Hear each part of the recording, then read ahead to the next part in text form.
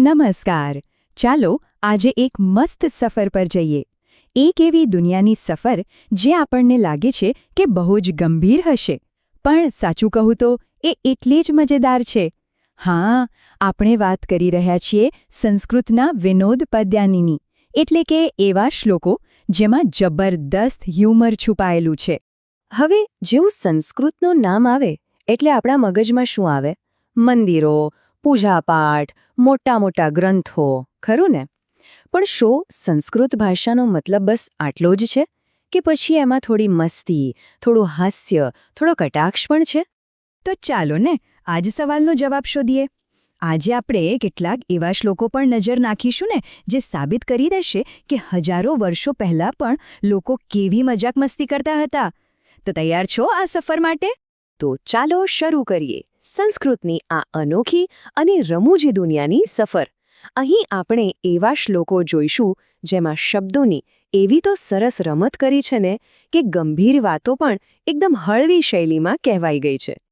Okay, તો આ રહ્યો આપણો પહેલો શ્લોક. ધ્યાનથી સાંભળજો. આમાં છે ને જ્યોતિષની ભાષામાં કોઈની વાત થઈ રહી હોય એવું લાગે છે. કોઈક એવું છે જે હંમેશા વાંકું-ચૂકું અને ક્રૂર હોય અને પાછું કન્યા રાશિમાં રહે છે. કોઈ અંદાજ છે કે આ કયા ગ્રહની વાત થતી હશે? ચાલો જોઈએ કે આની પાછળ શું રહસ્ય છુપાયેલું છે. હવે જુઓ આ શબ્દોની કેવી મજા છે. વક્રી એટલે વાંકું, ક્રૂર એટલે ક્રૂર અને કન્યા રાશિમાં રહેલો. આ બધા શબ્દો તો જ્યોતિષશાસ્ત્રમાં ગ્રહો માટે વપરાય છે. પહેલી નજરે તો એમ જ લાગે કે શનિ કે મંગળ જેવા કોઈ ગ્રહની વાત ચાલી રહી છે. પણ કવિએ અહીં એક બહુ મોટો સંકેત છુપાવ્યો છે અને અસલી મજા તો છેલ્લા શબ્દમાં છે, જે આખા શ્લોકનો મતલબ જ બદલી નાખશે. અને આ રહ્યો એનો જવાબ. આ શ્લોકની ખરી મજા અહીંયા જ છે. કવિ કહે છે કે જમાઈ તો 10મો ગ્રહ છે. વિચારો તો ખરા. કેમ ભાઈ? કારણ કે એ પણ બીજા ગ્રહોની જેમ હંમેશા વાંકો, ક્રૂર હોય છે અને સતત પૂજા એટલે કે માન સન્માનની અપેક્ષા રાખે છે. જ્યોતિષના 9 ગ્રહો તો હતા જ, હવે આ 10મો ગ્રહ ઉમેરાયો. કેવો જબરદસ્ત કટાક્ષ કર્યો છે. ચાલો હવે આગળ વધીએ બીજા શ્લોક તરફ. અને આ શ્લોક તો આજકાલના સમયમાં પણ એકદમ ફિટ બેસે એવો છે. આ આખો શ્લોક ટકા શબ્દની આસપાસ ફરે છે. અને ટકા એટલે શું? પૈસા. અહીં કવિ શું કહે છે ખબર છે? કે પૈસા જ ધર્મ છે, પૈસા જ કર્મ છે અને પૈસા જ સૌથી મોટી તપસ્યા છે. હવે જુઓ, ધર્મ, કર્મ, તપ આ બધા તો જીવનના કેટલા મોટા સિદ્ધાંતો છે. પણ કવિએ આ બધાની જગ્યાએ ખાલી એક જ શબ્દ મૂકી દીધો, ટકા એટલે કે પૈસા.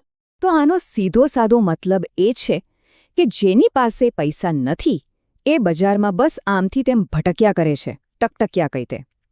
આ શ્લોક સમાજ પર એક ઊંડો કટાક્ષ છે કે કેવી રીતે પૈસાએ ધર્મ અને કર્મ જેવી મહાન વસ્તુઓની જગ્યા લઈ લીધી છે. કેમ, મજા આવી ને? પણ આ તો હજી શરૂઆત છે. ચાલો હવે આપણે કેટલાક એવા શ્લોકો જોઈએ જે માણસના સ્વભાવ અને સમાજની કેટલીક અજીબ આદતો પર પ્રકાશ પાડે છે. આ શ્લોક એવા લોકો પર છે જેમને ગમે તે કરીને બસ ફેમસ થવું હોય છે. કવિ અહીંયા પ્રખ્યાત થવાના કેટલાક વિચિત્ર રસ્તા બતાવે છે. સાંભળીને હસવું આવી જ જશે. તો ભાઈ, ફેમસ થવા માટે શું કરવું જોઈએ?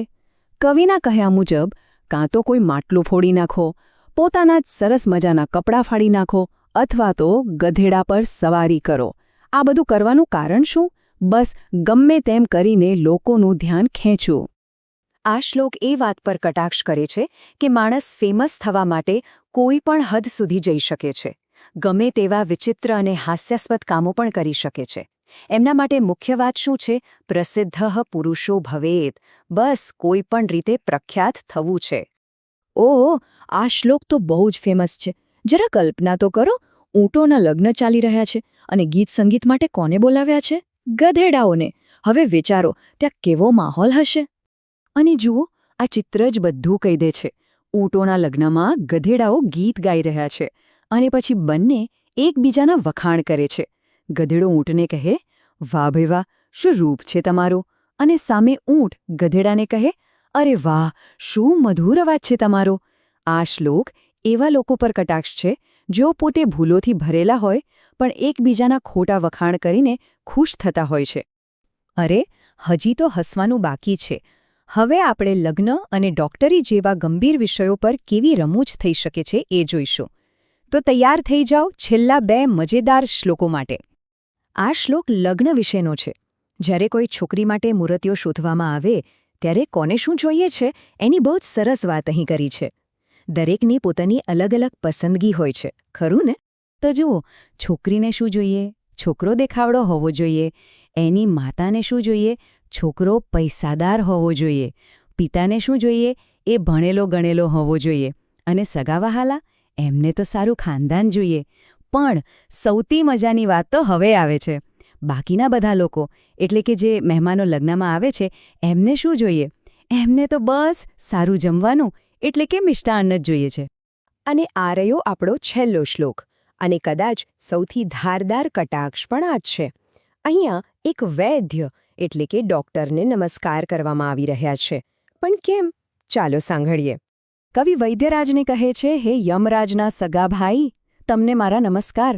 શા માટે ભાઈ? કારણ કે યમરાજ તો ખાલી પ્રાણ જ લઈ જાય છે, જ્યારે વૈદ્યરાજ તો પ્રાણની સાથે સાથે ધન પણ લઈ જાય છે. હા, તો તબીબી વ્યવસાયની મોંઘવારી પર કરવામાં આવેલો એકદમ તીખો કટાક્ષ છે, નહીં?